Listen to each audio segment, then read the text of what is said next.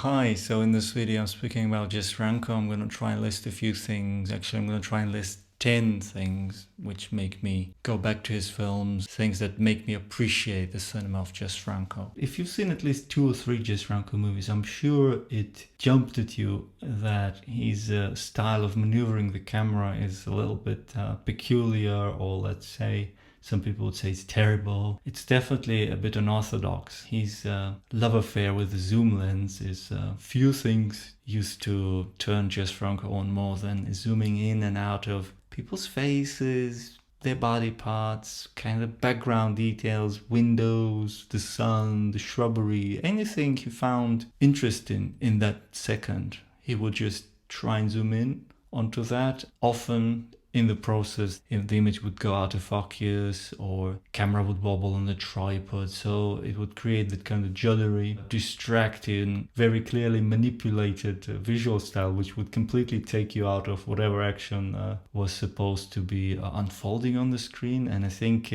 early on, this manner of cinematography, let's say, can be really annoying for viewers who are used to like seamless Hollywood technique of trying to make you forget you're watching a man-made product. So with Jess Franco, there is no way you could suspend the disbelief. He's very much there behind the camera. In some movies, you can actually see his shadow. Like sometimes you see that long-haired person operating the camera, and you immediately know it has to be Jess just from the way the shadow looks. I've gotta say, after a while, I learned to embrace that you could say shoddy visual style or strange visual style. I see it now as a Jess Franco hallmark. In the few Jess Franco films where he had bigger budgets or where he had like digital cameras with automated zoom, where he couldn't achieve that typical wobbly zoom of his, or where he wasn't operating the camera himself for some reason, I actually miss that personalized style. Yeah, the shots may be sharp and more classically framed, but somehow there is something missing in that case. So for me, definitely this technical, you could say deficiency or just strangeness is definitely a big thing. So now and again, I really just go back to his movies just to see that sort of that visual style. Really, once you've seen a few of his movies, it's you begin to dig it in a way. Jess Franco was really capable of working miracles, at least when he was inspired. I mean, within his movies, you can usually tell the moment he sort of became disinterested in the project, and he just shoots a bunch of padding scenes. It can be like a completely cold and loveless nudity scene, which is supposed to be hot but isn't, or it can be a long vista of some mountain range in the background which just goes on and on, or some waves or whatever. So he will just shoot some filler to bulk up his movie. In most of his movies there is 2 or 3 scenes where you can tell he was definitely doing his best to make them work despite the budget limitations. I actually think his best work is when he's got a handful of actors, maybe 3-5 actors, and one or 2 locations, and maybe a car and a camera with a zoom lens, and maybe 1 or 2 lights, and that's all it takes for Jess Franco to work his magic.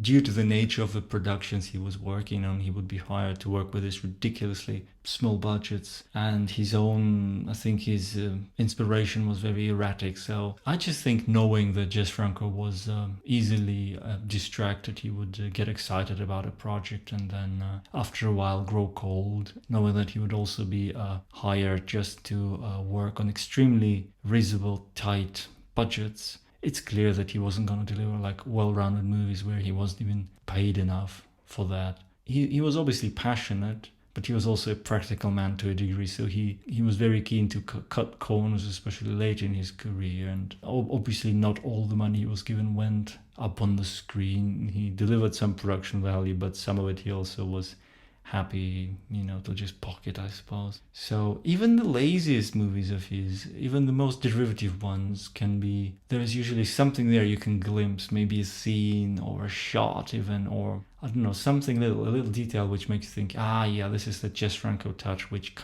so these kind of details, they serve again as Franco's kind of fingerprints, and they give this movie reason to exist. So most of his movies, Franco actually shot in his native country, Spain, and in the neighboring countries, Portugal and France. But you got to remember that Spain is quite a vast country with very different kinds of landscapes. And Jess Franco would also on occasion work in such countries as Turkey and West Germany. He even did a bit in Switzerland.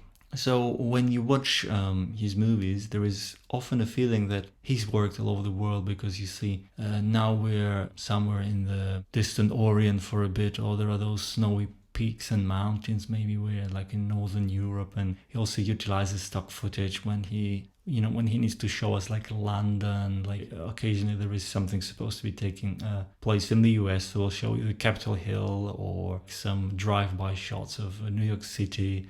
I think Franco had a fantastic, very keen eye for natural locations. He knew how to exploit natural landscapes or available architecture to really wring the most out of it, to give it some otherworldly feeling when he so desired, or maybe make a place look special which wasn't special at all. He was really good at that. He was good at framing also architectural elements to bring out qualities in them which you wouldn't necessarily notice if you were just facing that building on your own without a camera. He had an interesting kind of camera vision built in. Jess Franco was a very visual guy, no matter what you say about his corner cutting practices and his tendency to lie and exaggerate, but he knew a lot. He knew he could work magic with just very little, actually. Franco also had this tendency to shoot a little bit of footage off the back of one project and then keep this footage for later to be spliced into another project later.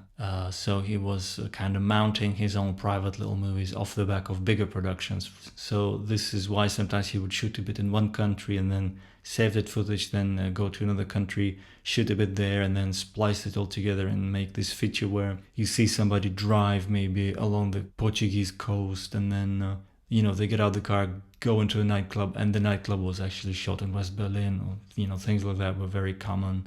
So continuity was very odd in Jess Franco, and also this kind of his movies have this international flair which is quite amazing, where you have actors clearly not speaking the same language, co-production actors, and it all creates this kind of strange Franco land where all cultures clash, and it's all like a crazy comic book, really.